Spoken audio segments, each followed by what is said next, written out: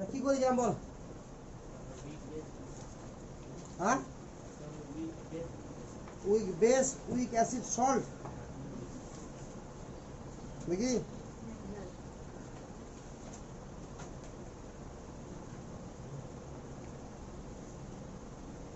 Week base সোজা জিনিস।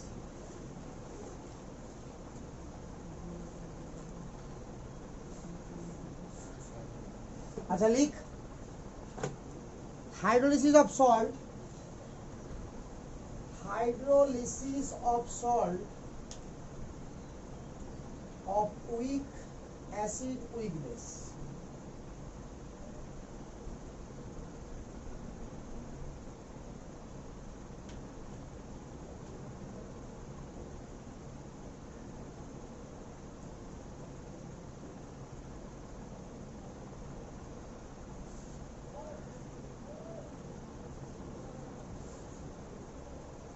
একটা উইক অ্যাসিডের নাম বল। Hydrolysis of salt of weak acid weak base, CH3COOH। আর উইক বেস বল অ্যামোনিয়াম হাইড্রোক্সাইড। তো দুটার যদি রিঅ্যাকশন হয় তাহলে কি উৎপন্ন হয় বল? CH3COONH4 plus H2। তাহলে এই সল্টটা কি বলবো আমরা সল্টটাকে? উইক অ্যাসিড উইক বেসের সল্ট। এটা কনসেন্ট্রেশন সি নিলাম, এটা সি নিলাম, এটা জিরো, বাদ দে, এটাও জিরো হয়ে গেল, এটা জিরো হয়ে গেল, কি হয়ে গেল? তো এখানে আয়ন কি আছে বল? তাহলে তো ব্রেক করে নে, এটা তো করছিলাম। বল কোন অংশটার হাইড্রোলিসিস হবে? কেন এটা হবে না?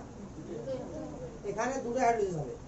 তাহলে cation and anion both are participate in hydrolysis reaction. Bracket লে, cation and anion both are participate in hydrolysis reaction.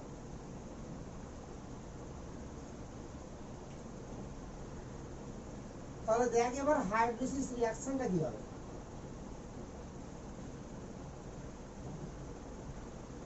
Cation and anion both are participate in hydrolysis reaction. তো ফার্স্টে চলে অ্যানায়নটাকে নিয়ে নে, কি হবে বল রিঅ্যাকশনটা? CH3COO- এর সঙ্গে কার রিঅ্যাকশন বল? জলের। তাহলে কি হবে বল? CH3COOH plus OH minus. Solution কি হয়ে গেল? বেসিক। আরে অ্যানায়নের হাইড্রোলিসিসের সলিউশন তো বেসিক কি হয় নাকি? এবার চলে ক্যাটায়ন। যেহেতু NH4 প্লাস আছে, প্লাসটা কাকে গ্রহণ করবে? OH মাইনাসটা NH কে বললো। তাহলে NH4OH plus H plus, clear? এখানে দুটাকে অ্যাড করব, তাহলে আমার হাইড্রোলিসিস রিঅ্যাকশন হবে। এর আগে একটাতে হয়ে যাচ্ছিল নাকি? তো বল কি হবে যোগ করলে? CH3COO- plus NH4 plus. এবার এই জায়গাটা ভালো করে দেখবি, জল কত অণু হলো বলো? বল। জল হলো 2 অণু, বাট ওদিকে দেখ ডান দিকে H প্লাস আর OH মাইনাস যুক্ত হয়ে জল হবে না এক অণু, তাহলে এক অণু জল কেটে যাবে। তাহলে বাম দিকে কত অণু জল লিখবো বল? এক অণু। আর ডান দিকে কি লিখবো? CH3COOH plus NH4OH। তাহলে এই হলো আমার হাইড্রোলিসিস রিঅ্যাকশন। তাহলে তুল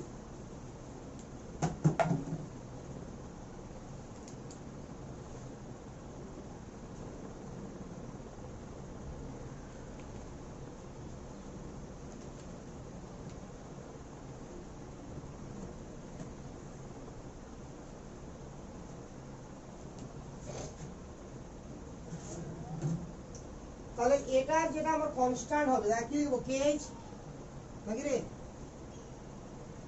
KH সমান কত হবে বল? CH3COOH NH4OH CH3COO-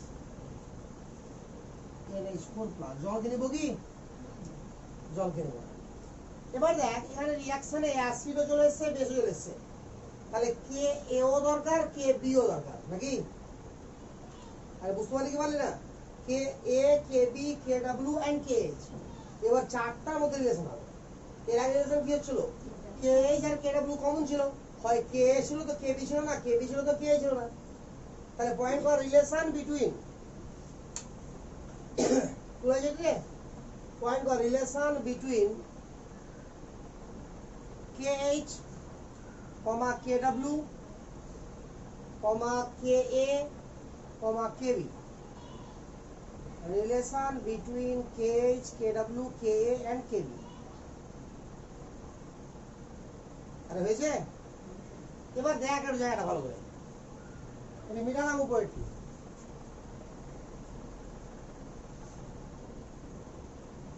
একদিক থেকে সবার ভ্যালু লাগাই বল KW এর ভ্যালু কত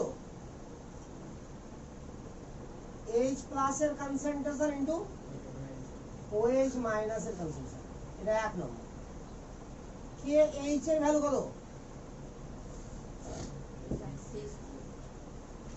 CH3 COOH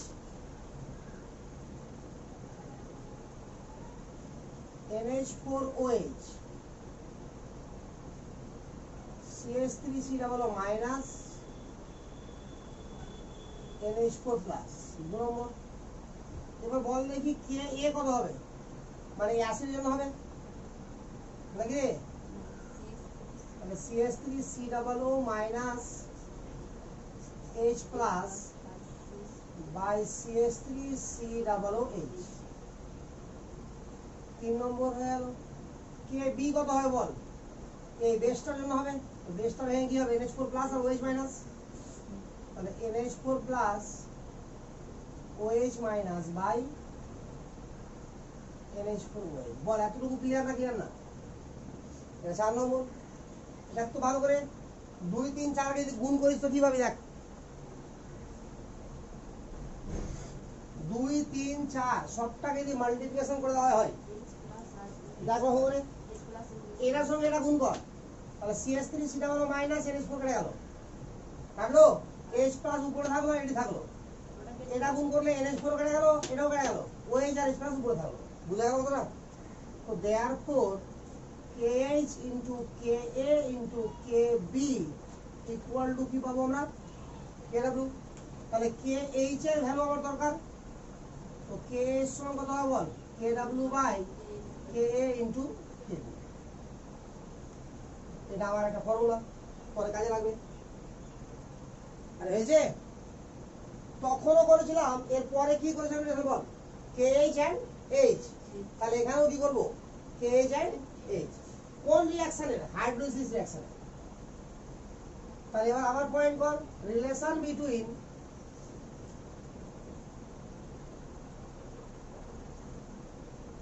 KH and H তার আগে বল হাইড্রোলাইজ রিঅ্যাকশনটা কি হাইড্রোলিসিস রিঅ্যাকশন কি ছিল বল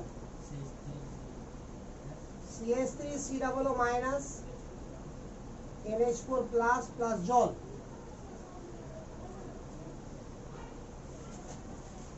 CH3 COOH NH4OH কি বুঝা গেল আসছে রে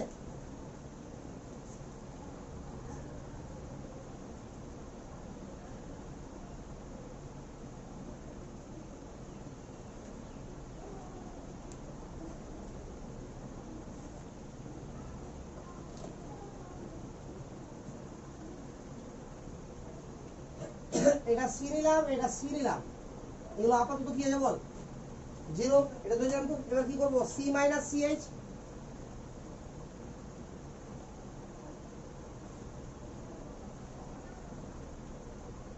সিএইচ হয়ে গেল তাহলে এখানে কি হবে বল এটা কেএইচ কত হবে সিএইচ এর স্কয়ার না আগে লাগে হবে সিএইচ ইনটু সিএইচ লাগে আর সি মাইনাস সিএইচ হলো এক আবারও সি মাইনাস সিএইচ লাগে তো নিচ থেকে কমন কি সি স্কয়ার কমন দেখ তাহলে এইচ স্কয়ার আর 1 মাইনাস এইচ এর হোল স্কয়ার আসবে। এবার এখান থেকে লক্ষ্য কর দেখি যে আমরা কি বলেছিলাম, সল্টের হাইড্রোলিসিস কখনোই 5% এর বেশি হবে না, ঠিক আছে? কিন্তু এখানে দুটাই যেহেতু উইক, তো কার রেসপেক্টে কাকে বাদ দিবি? কাউকে বাদ দেওয়া যাবে? যাবে না। বলে এখানে আপাতত আমরা KH ইকুয়াল টু এটাই মনে রাখবো, এটাই হচ্ছে আমার রিলেশন।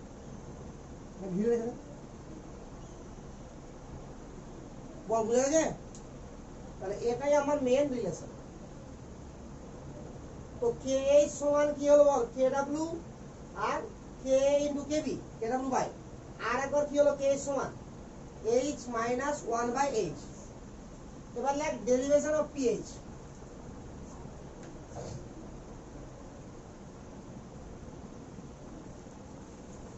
Derivation of PH।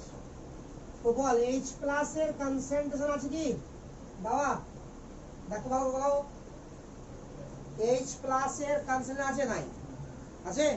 তাহলে H প্লাস এর কনসেন্ট্রেশন কোথায় পাবো? দেখো সবটা সমীকরণ মিলে K তে পাবো। দেখ আরে বাবু না, তাহলে ডাইরেক্ট এখানে আমাকে K থেকে লিখতে নিতে হবে। হ্যাঁ, কারণ PH বের করতে গেলে আমার H প্লাস লাগবে কিনা বল? তাহলে K সমান কত বল ফটাফট? CH3COO minus H plus by CH3COOH। বল ক্লিয়ার এতটুকু?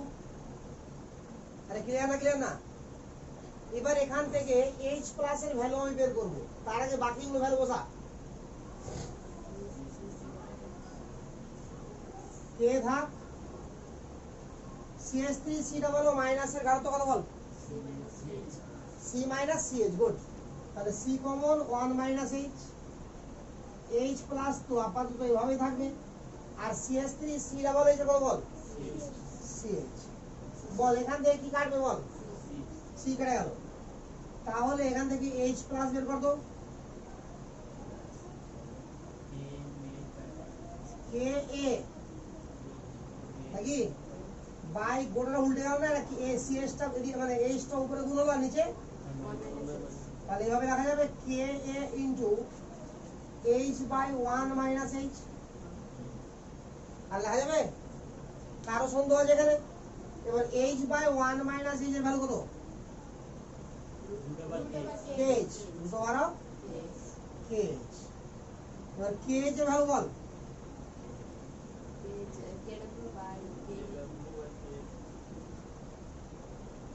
KW by KA into KB। এবার K যদি গুণ হয় তো KA স্কয়ার এর উপরে, তাহলে KW into KA by KB তার রূপ হবে।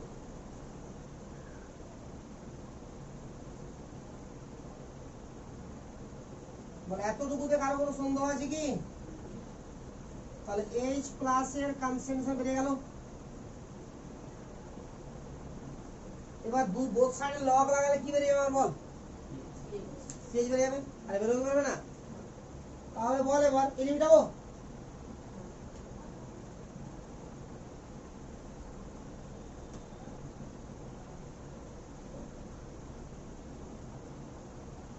দেখ এখানে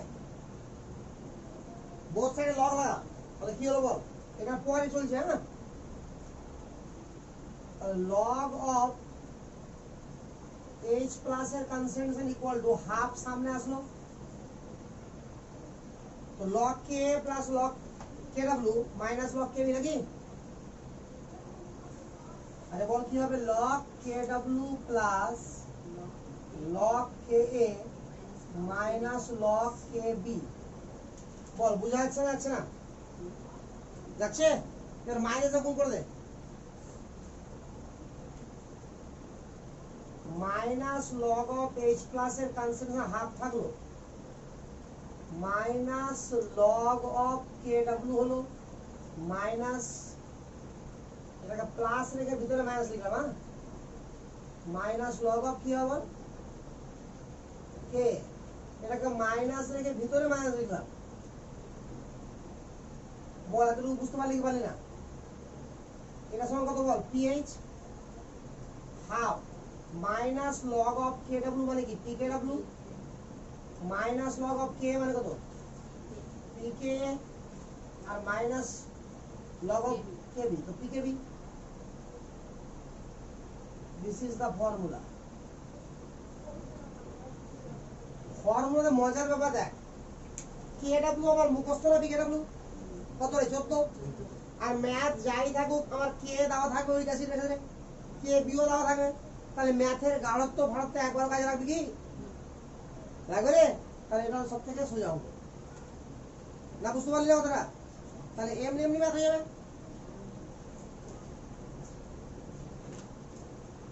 বরাবর তুল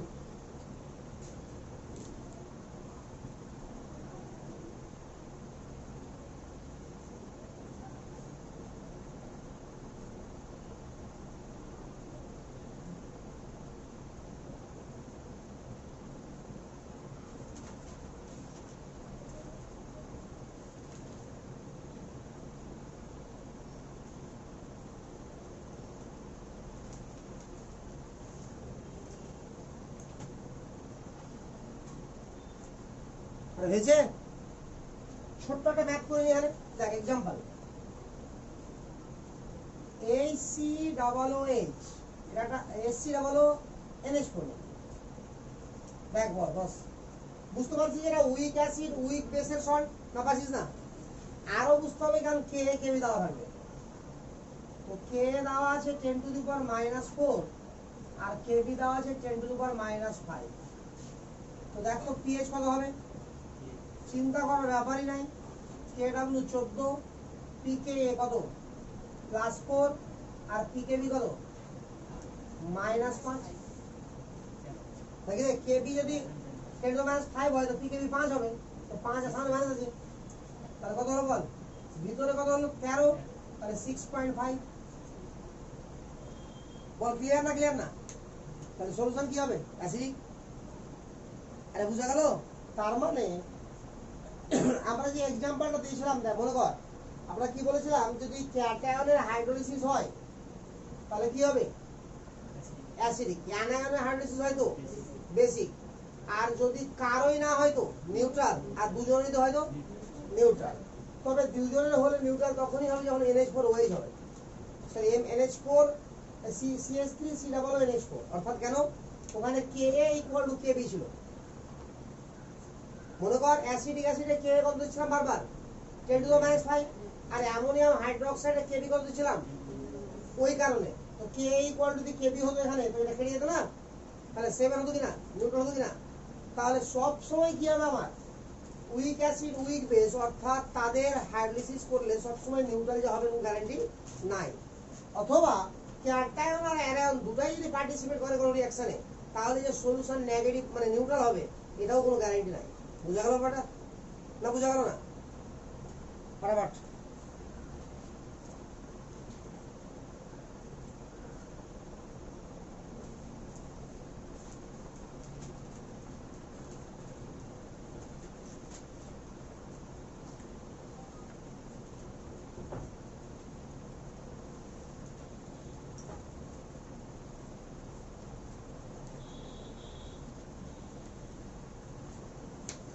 হয়েছে রে লাগা তাহলে এখানে দুটো লাইন লিখে degree of dilution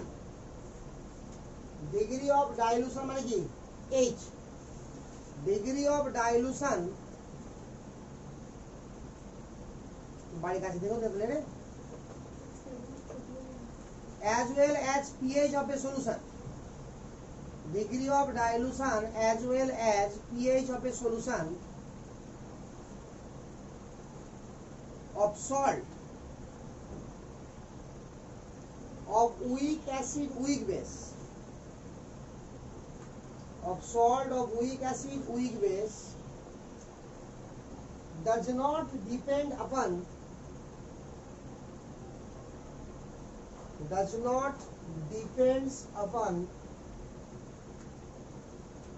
concentration does not depends upon concentration লাগাইছে that is it is independent from dilution. That is it is independent from dilution. That is it is independent from dilution. দেখ ভালো করে মানেটা বোঝার চেষ্টা কর। যদি উইক অ্যাসিড উইক বেসের সল্টকে আমরা ডাইলুট করি তাহলে তারও ডিগ্রি অফ ডিসোসিয়েশন চেঞ্জ হতে পারে না, পারে না? কিন্তু ডিগ্রি অফ ডিসোসিয়েশন চেঞ্জ হলেও সলিউশনের পিএইচ এর মানের কোনো পরিবর্তন হবে না, কারণ পিএইচ এর ভ্যালুতে কোথাও কোনো কনসেন্ট্রেশন টার্ম ইউজ হয়নি। বুঝা হবে না? এই হচ্ছে কাহিনী, এটা লিখেছি। তো ভালো করে শুন আগে, সল্ট হাইড্রোলাইসিস হওয়ার মেন শর্ত কি ছিল? অ্যাসিড আর বেসের পরিমাণ কি থাকবে? Equal.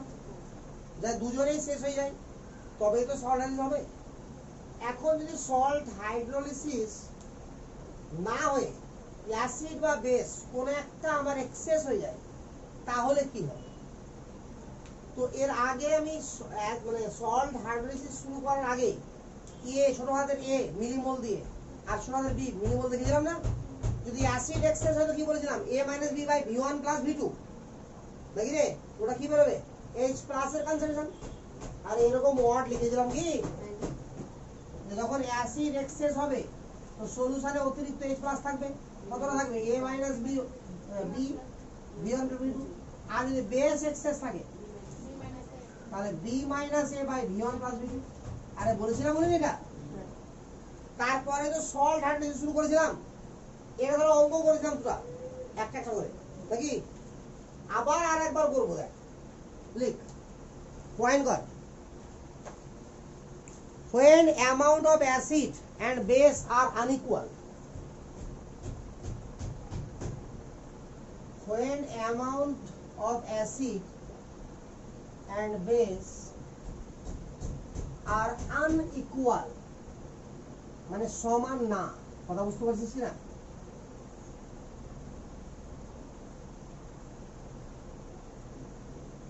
when amount of acid or base, acid and base are unequal, লিখ নিচে when acid and base unequal, when acid and base unequal, then any one component will be finished, any one component will be finished, finish হয়ে যাবে একটা নাকি রে রিঅ্যাকশনে, and other will be remaining in the solution, and other will be remaining বা remain in the solution, other will be remain in the solution। মানটা বুঝা গেল? তোর অ্যাসিড আর বেসকে আমরা কোনো ডিজলভ করব কোথাও ওয়াটারে, কোনো সলিউশন তৈরি করব, তাহলে অ্যাসিড আর বেস কি করবে? আমার মিলিমোল বা তুলাঙ্ক পরিমাণে কি করবে? রিঅ্যাকশন করবে, ইকুইভ্যালেন্ট পরিমাণে রিঅ্যাকশন করবে। তো যদি আমরা অ্যাসিড অতিরিক্ত থাকে তাহলে কি হবে? অ্যাসিডটা থেকে যাবে উপরে, বেসটা সবটা কি হয়ে যাবে? প্রশমিত হয়ে যাবে নাকি? আর যদি বেস এক্সেস থাকে তো কি হবে? বেসটা থেকে যাবে, যেটুকু অ্যাসিড অ্যাসিডটা প্রশমিত হয়ে যাবে। তো বেসটা কি সম্পূর্ণ থাকবে? না, থাকবে না। প্রশমিত করতে যেটুকু খরচ হয়ে গেছে তারপর অতিরিক্ত বেসটা থাকবে। ঠিক একইভাবে অ্যাসিড যদি বেশি হয় তো অতিরিক্ত অ্যাসিডটা থাকবে। কথা বোঝা গেল না? গেল না? প্যারা চেঞ্জ করে আবার লিখ, প্যারা চেঞ্জ করে আবার লিখ। when weak acid or weak base, when weak acid or weak base remaining in the solution,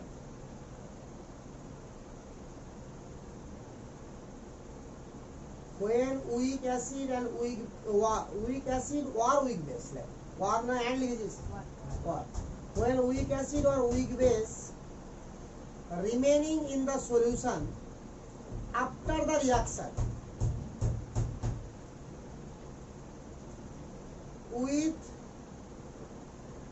their strong counterpart, with their strong counterpart আরেকবার বলছি, when weak acid or weak base remaining in the solution after the reaction with their strong counterpart, then that type of solution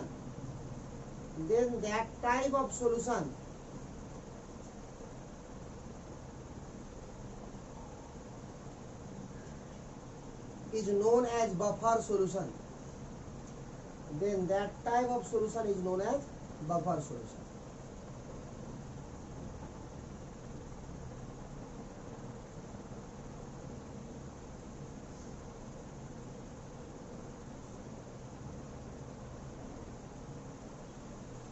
দেখ ভালো করে একটু, ধরে নে আমার অ্যাসিডটা week আছে আর বেসটা আছে স্ট্রং, ঠিক আছে? অ্যাসিড প্লাস বেস রিঅ্যাকশন করছি, মানে স্ট্রং বেস। খুব ভালো করে দেখ, উইক অ্যাসিড স্ট্রং বেস। আমার সল্ট উৎপন্ন হবে কিনা বল, প্লাস ওয়াটার। আরে হবে তো, ক্লিয়ার? এবার এই যে সল্ট, এবার 100% কি হলো বল, আয়নাইজেশন হবে, মানে 100% আয়নাইজেশন হবে, স্ট্রং হবে। এখন যদি আমার এটা লিমিটিং রিয়েজেন্ট হয়ে যায়, লিমিটিং রিয়েজেন্ট মানে যেটা রিঅ্যাকশনে আগে শেষ হবে, তাহলে এক্সেস পড়ে থাকবে কি, উইক অ্যাসিড। আরে থাকবে না, তাহলে এক্সেস পড়ে থাকবে উইক অ্যাসিড দেয়ার সল্টের সঙ্গে। না বুঝা গেল না? আরে বুঝতে পারছিস না? ফর এক্সাম্পল দেখেন একটু, উইক অ্যাসিড নিয়ে একটা CH3COOH, স্ট্রং বেস নিলাম NaOH, এটা হচ্ছে আমার লিমিটিং রিয়েজেন্ট। ক্লিয়ার? তাহলে রিঅ্যাকশন করে কি উৎপন্ন করব, CH3COONA প্লাস জল। এতটুকুতে কারো সন্দেহ আছে কি? নাই। তাহলে রিমেনিং পার্ট বল, রিমেনিং পার্ট অর্থাৎ রিঅ্যাকশন হওয়ার পরে কি কে পড়ে আছে বল, CH3COOH আছে উইক অ্যাসিড, আর তার সল্ট। দেখ সল্টের মধ্যে ওর স্ট্রং কাউন্টার পার্ট আছে কিনা, CH3COOH মানে একটা পার্ট আছে কিনা এখানে, আছে তো? তো এরকম যদি সলিউশন হয় তো তাকে বলা হবে অ্যাসিডিক বাফার।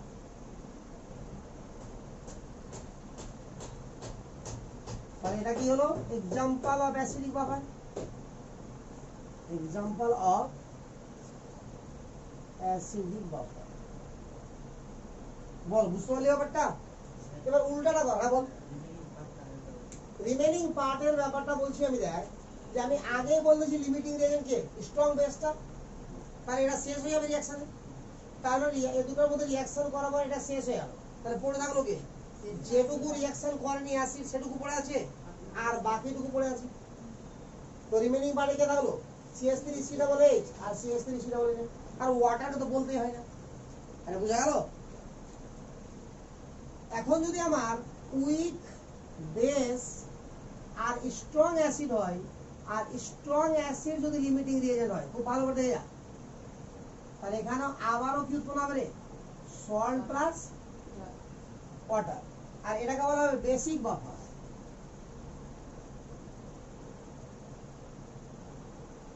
বেসিক বাফার তো ভালো করে দেখ, বেসিক বাফার জিনিসটা কি। একটা উইক বেসের উদাহরণ বল,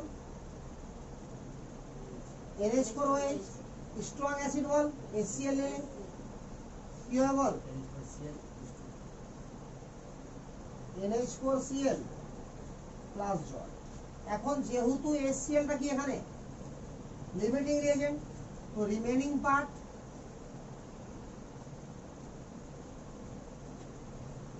কি হবে বল, NH4OH তো থাকবে নাকি, আর তার সঙ্গে কি থাকবে বল, NH4Cl। দেখ একটা কাউন্টার পার্ট আছে ওর, আছে কি না রে?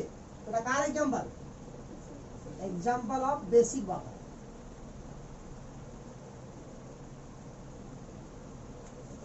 বল ক্লিয়ার না ক্লিয়ার না? তাহলে বাফার সলিউশন কখন তৈরি হবে বুঝতে পেরেছিস? ক্লিয়ার? হ্যাঁ, আইডেন্টিফাই কি করে করছি এটা? আরে আমার এক্সেস কি আছে দেখ তো, এখানে এক্সেস কে উইক অ্যাসিড, তাহলে উইক অ্যাসিডের সঙ্গে যখন তার স্ট্রং কাউন্টার পার্ট থাকবে সল্টে, সেটা অ্যাসিডিক বাফার। আর উইক বেসের সঙ্গে কাউন্টারপার্ট থাকবে বেসিক বাফার। আরে বুঝা গেল? মানে সোজা গল্প আরো সুবিধা করে বলছি দেখ, weak acid and their salt, weak acid and their salt আছে রে, আছে, এটা হলো অ্যাসিডিক বাফার। আর weak base and their salt basic. আরে বুঝা গেল?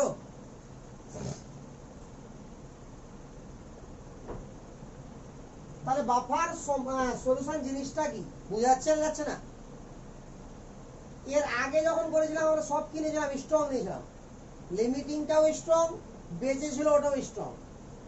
কিন্তু এখানে কি যদি উল্টাটা হয়ে যেত, অর্থাৎ উইকটা যদি আমার লিমিটিং রিজেন্ট হয়ে যেত আর স্ট্রং যদি বেঁচে থাকতো, তাহলে আমার কিন্তু সলিউশন উইল বি কি হতো?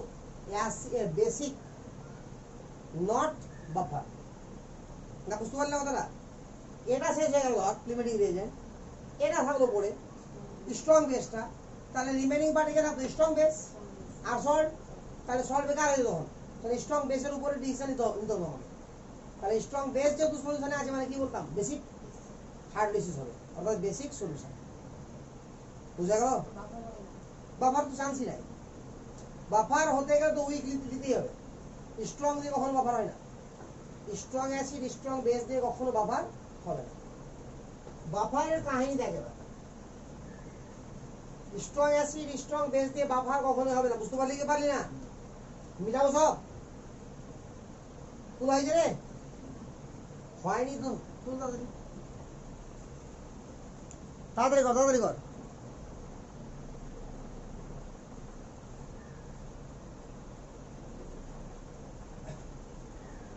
বেরিয়ে দিলাম, তাড়াতাড়ি তুল, কারণ হচ্ছে যে আমাকে সবাইকে লিখতে হবে যা লিখবো।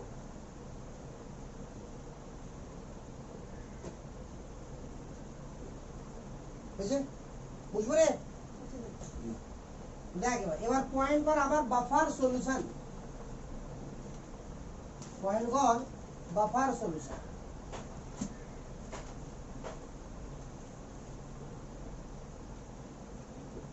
এখান থেকে বাফার সলিউশনের সংজ্ঞাটাকে চেঞ্জ করবো আমরা, ঠিক আছে?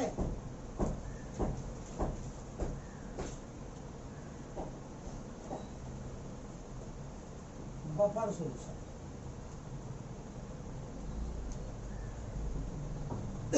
দেখ, আমি প্রথমে তোমার কোশ্চেন করছি শুরুতেই। হ্যাঁ, হোয়াট ইজ দ্য পিএইচ বা what is pH of 1 litre pure water? Ball.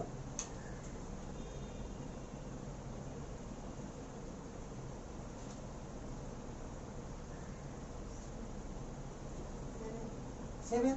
Say 1 litre নি আর 10 লিটার নি, পিএইচ তো 7ই হবে নাকি রে?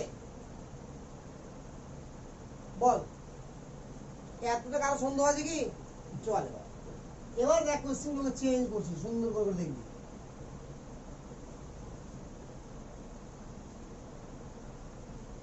এখানে আমার 1 লিটার ওয়াটার আছে, কথা বুঝতে পারছিস তো? 1 লিটার ওয়াটার আছে, তাহলে আমরা জানি যে পিএইচ কত হবে?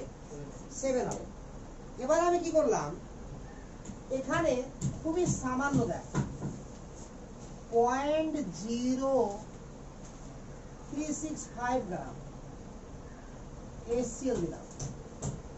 দেখ তোর মনে কি হচ্ছে, কিছু হওয়া উচিত কি উচিত না? 0.0365 গ্রাম, আইডিয়া পাচ্ছিস রে? 1 লিটার জলে কত? 0.0365 গ্রাম, অর্থাৎ 1 গ্রামেরও প্রায় 3 ভাগের 1 ভাগ নাকি? তাহলে 1 গ্রাম কত হবে রে? বুঝতেই পারছিস? তাহলে সেই পরিমাণ কি যোগ করেছি এখানে বল? অ্যাসিড যোগ করেছি। তাহলে এতে কি হচ্ছে দেখাই ভালো করে। তাহলে এটা স্ট্রং অ্যাসিডের সলিউশন হলো কিনা বল? ক্লিয়ার? তাহলে লক্ষ্য কর তো এখানে যে আগে ছিল পিএইচ আপাতত 7, এবারে দিলাম কি হলো দেখ। তো প্রথমে কি বের করবো আমরা? HCl এর কনসেন্ট্রেশন, তাহলে কত হবে? 0.365 বাই 36.5, কারণ 1 লিটারে আছে বলে 2 ভাগ করতে হবে না, 2 লিটারে থাকলে আগে 2 ভাগ করতে হতো। না বুঝতে পারলে রে?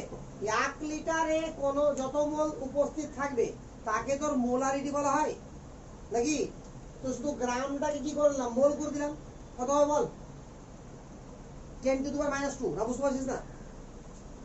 0.2 আর 16 রে, 10 টু দি পাওয়ার -2। তাহলে 10 টু দি পাওয়ার যদি -2 হয় তাহলে পিএইচ কত হবে বল?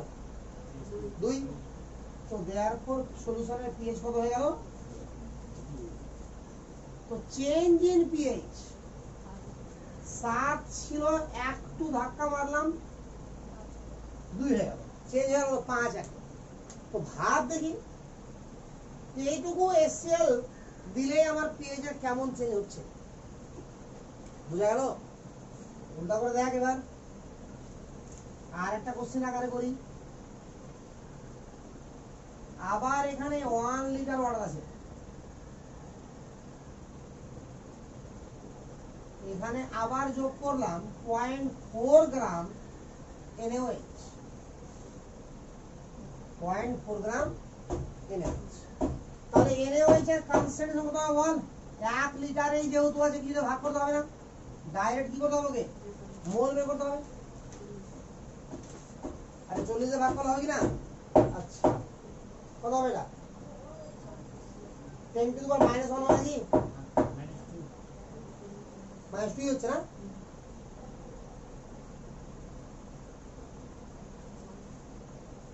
তো देयरफॉर OH মাইনাস এর কনসেন্ট্রেশন কত? 10 টু দি পাওয়ার -2। তাহলে POH কত? 2। তাহলে pH কত বল? 12। চেঞ্জ ইন pH কত? 12 - 7 5। না বুঝা গেল রে? বুঝতে পারলি না কথাটা? আরে বড়টা থেকে ছোটটা বাদ দিলাম, বাস এই হলো কথা। এবার ভাব দেখি, তার মানে কি হচ্ছে, আমার কোন একটা সলিউশনে যদি সামান্য অ্যাসিড বা সামান্য বেস যোগ করি তো পিএইচ এর মানের কি পরিবর্তন হবে কি হবে না? বিশাল পরিবর্তন হচ্ছে। আরে বুঝা গেল কি না? আরে পিএইচ এর লিমিটই কত? 1 থেকে 14। অ্যাসিডের লিমিট কত? 1 থেকে 7। তো সামান্যটুকু যোগ করতে 5 চেঞ্জ হয়ে গেল। কথা বুঝতে পারলি কি না? বুঝতে পারছিস তো? তাহলে ঝামেলা দেখ কতটা আছে। তো এরকম যদি অবস্থা হয় তাহলে প্রতিনিয়ত আমাদের কি মানে কি হবে, সবকিছুতে পিএইচ চেঞ্জ হতেই থাকবে। তো সলিউশনের পিএইচ যদি এভাবে চেঞ্জ হয় তাহলে কখনোই কি হবে, মানুষ থেকে শুরু করে কোনো প্রাণী বাঁচতো না। কেন বাঁচতো না দেখাচ্ছে ওটাকে। তার আগে এবার সলিউশনটা শুন আগে ভালো করে। এই যে বাফার সলিউশনটা কি, ওটা তো কি করে বাফার সলিউশন চিনবি সেটা দেখালাম, যে কিভাবে বাফার সলিউশন তৈরি হবে। উইক অ্যাসিড আর স্ট্রং বেস থাকবে, স্ট্রং বেস কি থাকবে, কাউন্টার মানে তোর লিমিটিং রিয়েজেন্ট। অথবা উইক কি থাকবে আমার, উইক বেস আর স্ট্রং অ্যাসিড, আর স্ট্রং অ্যাসিড কি থাকবে, লিমিটিং রিয়েজেন্ট। তাহলে তৈরি হয়ে যাবে দু ক্ষেত্রেই কি হয়, বাফার সলিউশন। বাট এবার সংজ্ঞা লিখ বাফার সলিউশন। দেখ শুন আগে, এমন সলিউশন, শুন লিখাচ্ছি না এখন, আগে বুঝে নে ভালো করে। এমন সলিউশন যেখানে সামান্য পরিমাণ অ্যাসিড বা সামান্য পরিমাণ যদি বেস আমরা অ্যাড করে দিই তাহলে সলিউশনের বা দ্রবণের পিএইচ এর মানের কোনো পরিবর্তন ঘটবে না, তাকেই বলা হয় বাফার সলিউশন। তাহলে পিওর ওয়াটারে পিএইচ এর কেমন চেঞ্জ বুঝতে পারছিস না? বুঝতে পারছিস তাহলে? তো এমনও সলিউশন হয় যে সলিউশনে সামান্য অ্যাসিড বা সামান্য বেস যোগ করলে কি হবে, দ্রবণের পিএইচ এর মানের কোনো পরিবর্তনই হবে না। আর ওই সলিউশনটাকে কি বলা হবে, বাফার সলিউশন। আর সবথেকে ভালো এক্সাম্পল হচ্ছে আমার প্রাণীদের শরীরের ব্লাড, সবথেকে ভালো বাফার সলিউশন।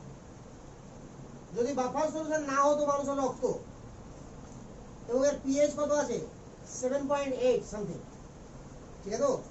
তো ব্যাপারটা হচ্ছে এটা, যেখানে তো বাফার সলিউশন না হতো, কিন্তু ভাবতেই পারছিস যে যা খাবারই খেয়েছিস তোকে হিসাব করে খেতে হতো, অর্থাৎ যতটা অ্যাসিড খেতে হতো ততটাই বেশ খেতে হতো, আর না হলে বাঁচতিস না। পিএইচ চেঞ্জ দেখ কি হারে চেঞ্জ হচ্ছে, ঠিক আছে কিনা? তো এরকম কাহিনীর জন্য মুশকিল হয়ে যায়, বুঝতে পারলি তো? বাফার সলিউশনের আরো বেশ কিছু এক্সাম্পল আছে, বাট সব থেকে ভালো এক্সাম্পল কি, প্রাণীদের শরীরের রক্ত, ধরো ব্লাড। তো লিখে solution whose pH, a solution whose pH does not change. A solution whose pH does not change on the addition of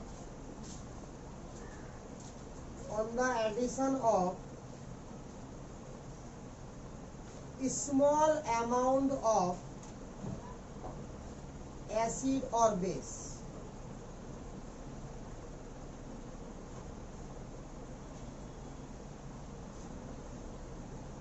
Or by dilution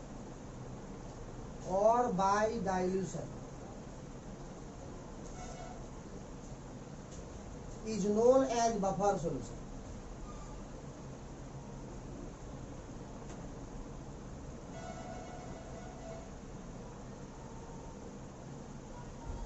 বুঝা গেল?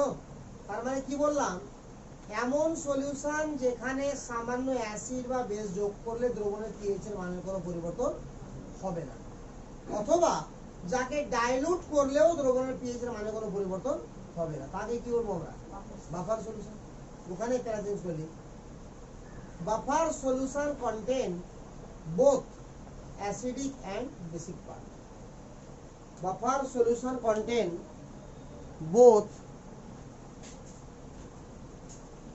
acidic and basic part.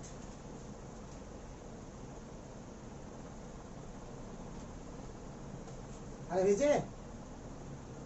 তাহলে বাফার সলিউশনের মধ্যে কি অ্যাসিডিক পার্টও থাকবে, basic পার্টও থাকবে। এবার আস্তে আস্তে দেখ আরো একটু ডিটেইলসে জান বাফারটাকে। তাহলে এটা খুবই খুবই ইম্পর্টেন্ট সলিউশন। হ্যাঁ, অ্যাকচুয়ালি তোদের বইয়ে যেগুলো ম্যাথগুলো আমি করালাম কমই আছে, বাট কমের মধ্যেও কিন্তু অনেক আছে। বই দেখেছিস খুলে? দেখিসনি? ম্যাথ প্রচুর আছে, গাণিতিক উদাহরণ লাস্টে, আর বইয়ের ভিতরে ভিতরে ম্যাথ আছে। তো ভিতরে ভিতরে তো বেশি ম্যাথ নাই, আর যতটা ডিটেলস আমি করেছি তার অর্ধেক ডিটেলসও নাই আছে। বাট ব্যাপারটা হচ্ছে যে চ্যাপ্টারের শেষে সবটা ম্যাথ করতে হবে। আজকে বাফার সলিউশন দিয়ে কিন্তু ভালোই ম্যাথ আছে বইয়ে। এই দেখতে পাবি বাফার সলিউশনের ফর্মুলা দেখতে পাবি এখন কি তৈরি হচ্ছে। তো বাফার সলিউশনকে আরো একটু ডিটেইলসে জেনে নিই, ঠিক আছে? তো কি কি জিনিসটা হচ্ছে, তাহলে প্রপার্টি অফ বাফার সলিউশন।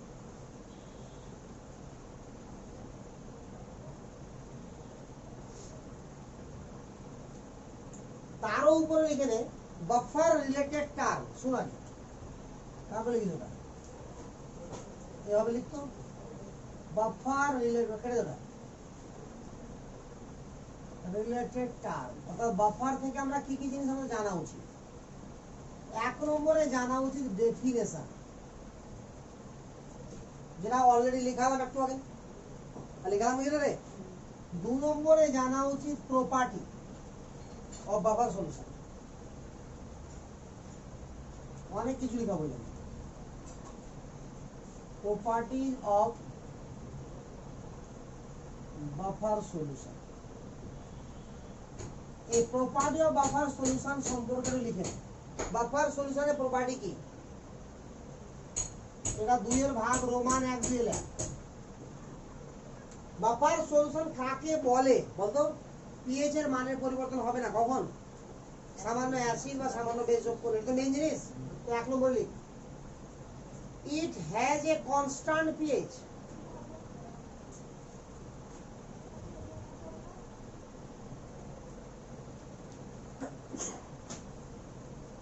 দেখাইছে?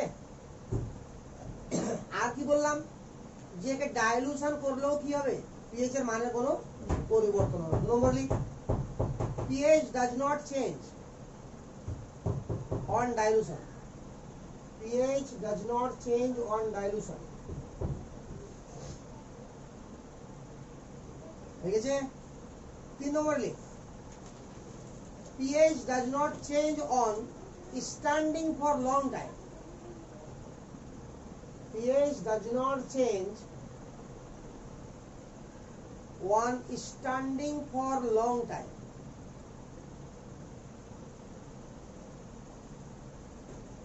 মানে কি বুঝলি, সলিউশনকে দীর্ঘদিন যদি কোনো জায়গায় রেখে দেওয়া যায় তবুও ধরনের পিএইচ এর কোনো চেঞ্জ হবে না। বুঝা গেল? 4 নম্বর লিখ,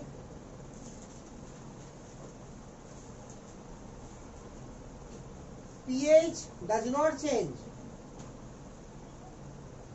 pH does not change, বুঝে রাখা, ব্র্যাকেট লাইক স্লাইটলি চেঞ্জ, মানে খুবই সামান্য চেঞ্জ আসলে হয়ে যায়, ওটা বলা হয়েছে ব্র্যাকেট লাইক স্লাইটলি চেঞ্জ। মানেটা বুঝতে পারছিস কি, অ্যাকচুয়ালি যেমন আমি 1 লিটার জলে 0.365 গ্রাম যখন HCl দিলাম তো দ্রবণের পিএইচ এর কেমন চেঞ্জ হলো, 5।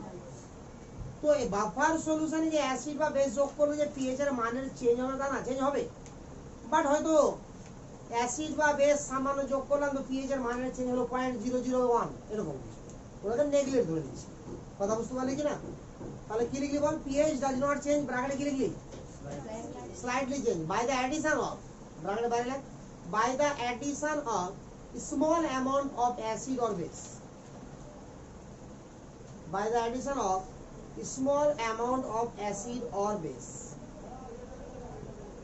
small amount of acid or base।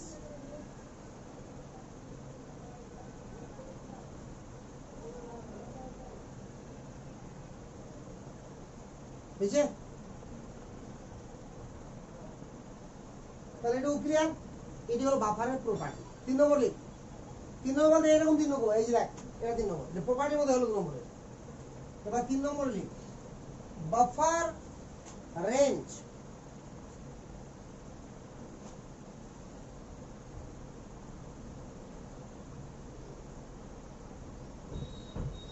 Buffer range,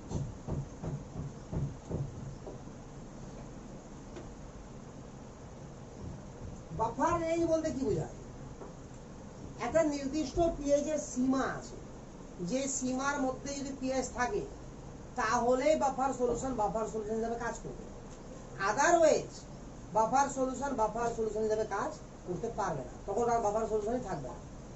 তো ওই যে লিমিট, যে লিমিটের মধ্যে ওটা ইফেক্টিভ তাকেই কি বলা হবে, বাফার রেঞ্জ। বুঝা গেল তো? তো লিখ, range of a buffer solution, range of a buffer solution over which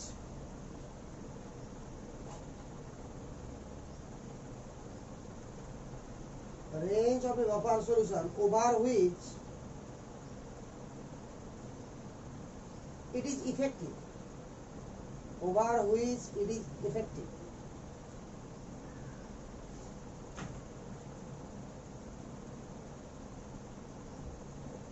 হয়েছে? 4 নম্বর লিখ, এগুলো সব বের করবো রেঞ্জ ফেঞ্জ, কথা বলতে রেঞ্জকে আবার ডিটেলসে জানবো একটু পরে। 4 নম্বর লিখ, বাফার অ্যাকশন,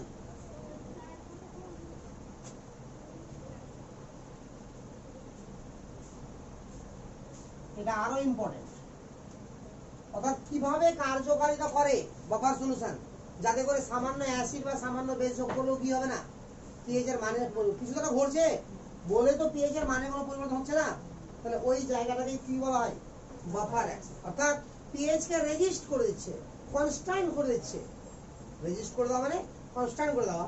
তো পিএইচ কে রেজিস্ট করছে যে ক্ষমতা দ্বারা বা যে ক্রিয়াকলাপের দ্বারা, তার নাম, তাকে কি বলা হবে, বাফার অ্যাকশন। কি করে হবে সেটা পরের গল্প, বাট আগে কাকে বলা হয় জান। লিখ, action of buffer solution, action of buffer solution on the addition of, action of buffer solution on the addition of small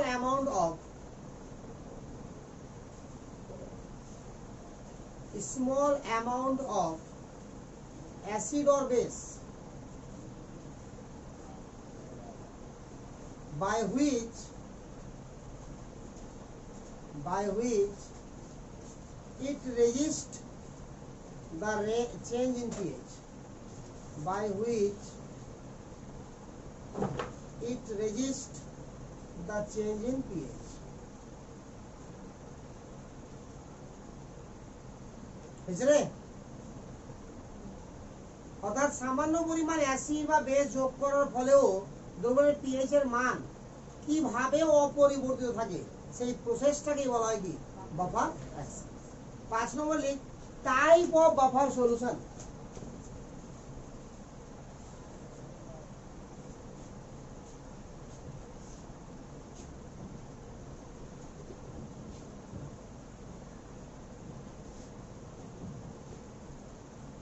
type of buffer solution. ये नंबर लिख simple buffer. Simple buffer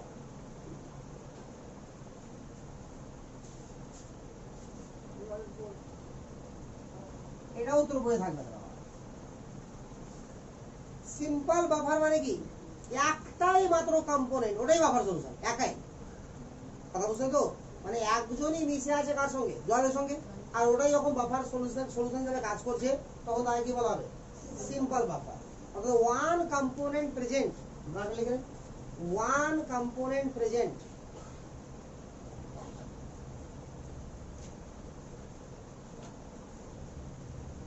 one component present. বুঝে লাগা? Example দেখ, example কাদেরকে বলবো simple buffer? যে কোনো weak acid weak বেসের সল্ট, উইক অ্যাসিড উইক বেসের, আচ্ছা ভাবে লেখ salt of weak acid weak base, তাহলে ভালো লাগবে। এক্সাম্পল হচ্ছে salt of weak acid weak base. আর এক্সাম্পল বাস্তব এক্সাম্পল দিয়ে দিই, CH3COO NH4 এর aqueous solution. This is the simple buffer.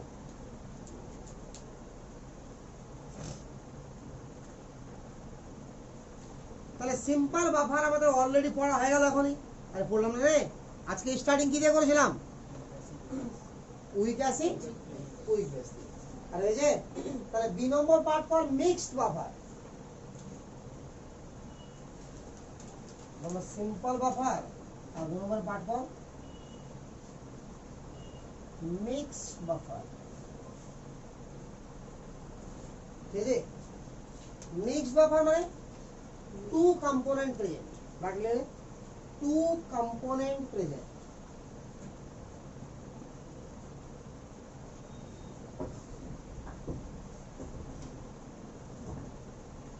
আর এই যে যদি উইক অ্যাসিডের সঙ্গে তার সল্ট মিশে থাকে, দুটো হলো কিনা, একটা উইক অ্যাসিড একটা সল্ট হলো, সেটা কি মিক্সড বাফার। তাহলে এরকম বাফারকে বলবো কি আমরা অ্যাসিডিক বাফার, বললাম একটু আগে। আরে উইক অ্যাসিড থাকলো আর তার সল্ট থাকলো, তারা কি বলবো অ্যাসিডিক বাফার। আর উইক বেস থাকলো আর সল্ট থাকলো কি বলা হবে বেসিক বাফার। আরে ক্লিয়ার না? ক্লিয়ার না? তার মানে মিক্স বাফার করকম হবে, দুই রকমের, একটা হবে অ্যাসিডিক বাফার আর হবে বেসিক বাফার। তাহলে ফার্স্টে পয়েন্ট কর acidic buffer.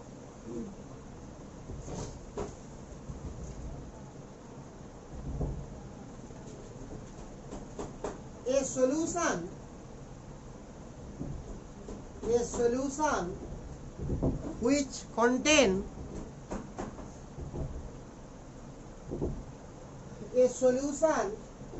which contain weak acid and its salt. A solution which contain weak acid and its salt with strong base, weak acid and its salt with strong base is known as acidic buffer.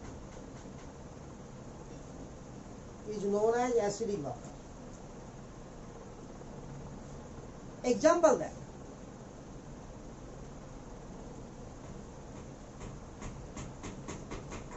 Acidic acid নিলাম, বড় week acid কিনা। এবার এটার salt নিব আমরা, যেটা কার দ্বারা তৈরি হয়েছে স্ট্রং বেস দ্বারা, বুঝা গেল? তাহলে যদি স্ট্রং বেস NaOH হয় তাহলে সল্টটা কি হবে CH3COO।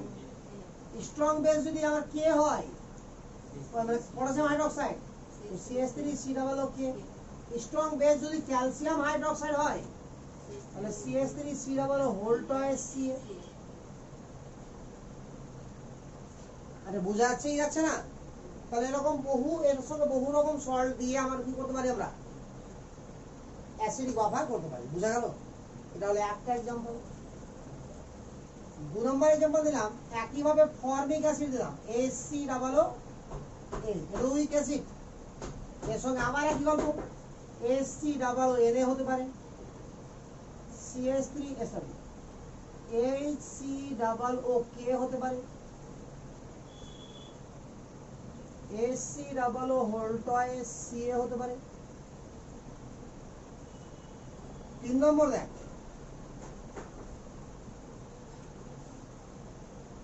অর্গানিক অ্যাসিড মানে উইক অ্যাসিড, ঠিক আছে? আমি যদি বেনজোইক অ্যাসিড নিয়ে নিই তবু এটা উইক, তো তার সঙ্গে কিন্তু হবে এই অ্যাসিডেরই সল্ট, তো COO এখানে। আরে বুঝতে পারলি না? এটা মাইনাস প্লাসে লিখতে হয়, হ্যাঁ, না দিলেও মনে যায় না। তো এটা না দিয়ে আমি COO কে দিতে পারি না, পারি না রে? তো এইভাবে চলবে। এগুলো সবই কি আমার অ্যাসিডিক বাফারের এক্সাম্পল।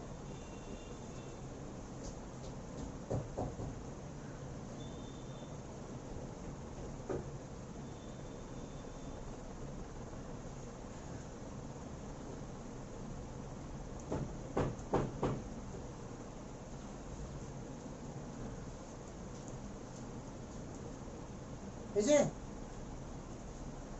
আরে হয়েছে। এবার 4 নম্বর এক্সাম্পলটা ভালো করে দেখ, হ্যাঁ, এটা এক্সাম্পল না, স্টার্ট চলে দেখ।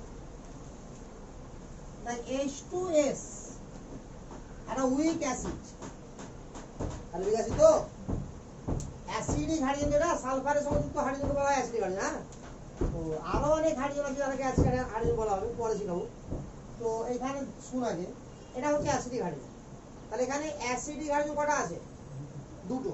অর্থাৎ এর বেসিসিটি কত? 2। তো 2 অ্যাসিডিক হাইড্রোজেন। খুব ভালো করে দেখার চেষ্টা করি জায়গাটাকে, হ্যাঁ। তাহলে দুটো অ্যাসিডিক হাইড্রোজেন আছে, একবারে আমার বিয়োজিত হবে না, এরকম ভাবে বিয়োজিত হবে।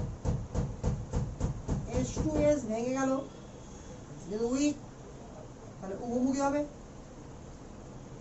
H plus plus SH minus, clear? আবার SH মাইনাস আর একবার ভাঙবে, হ্যাঁ,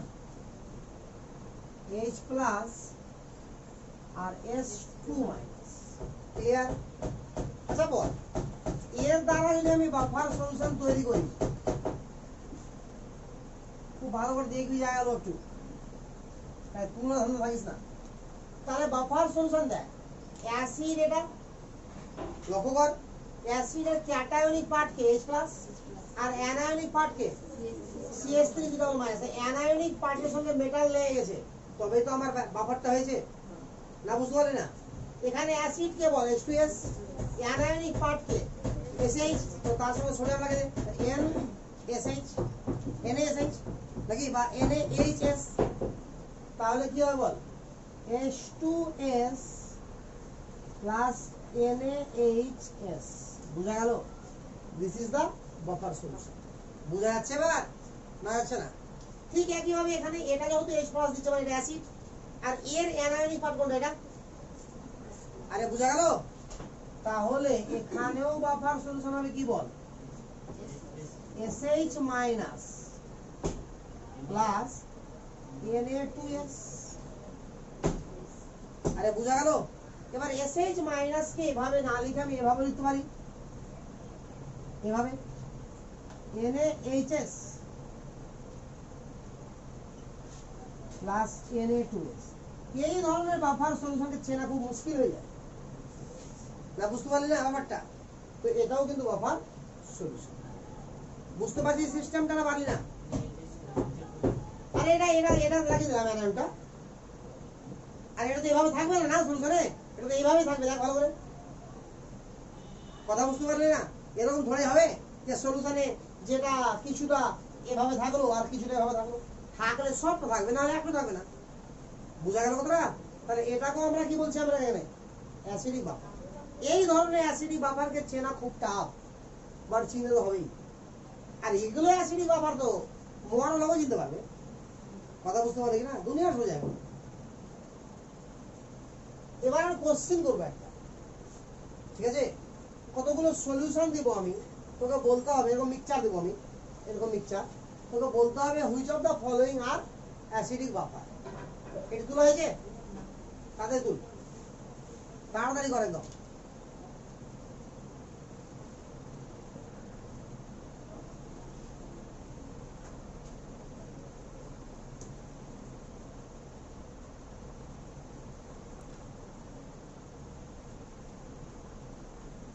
উপরটা মিলে নাকি?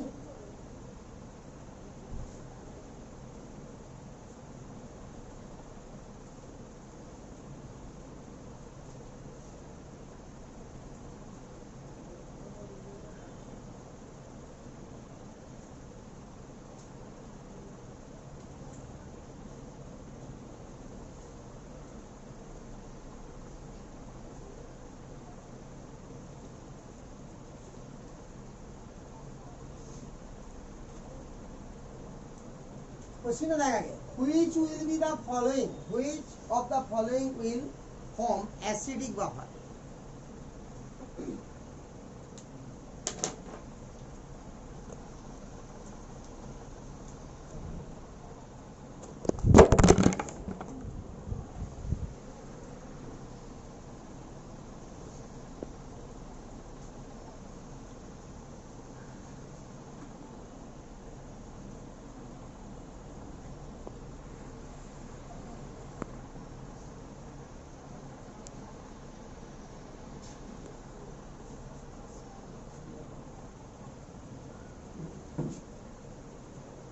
CH3COOH plus NaOH 1:1। দেখ ভালো করে কোশ্চেন আগে দেখ, কোশ্চেন কি করা হয়েছে আমাকে, which of the following will form acidic buffer, ঠিক আছে? দেওয়া আছে কি CH3COOH আর NaOH 1:1 এই অনুপাতে দেওয়া আছে, তাহলে বাঁচবে কেউ রিঅ্যাকশন করে? আর এটা বাঁচবে কি অ্যাসিডটা এক্সেস? বাঁচবে না, তাহলে সলিউশন কি হবে? বাফার হবে। বাট যদি এটা আবার 2:1 থাকতো তাহলে সলিউশন কি হলো? Buffer solution. তাহলে এটা হয়ে গেল বাফার।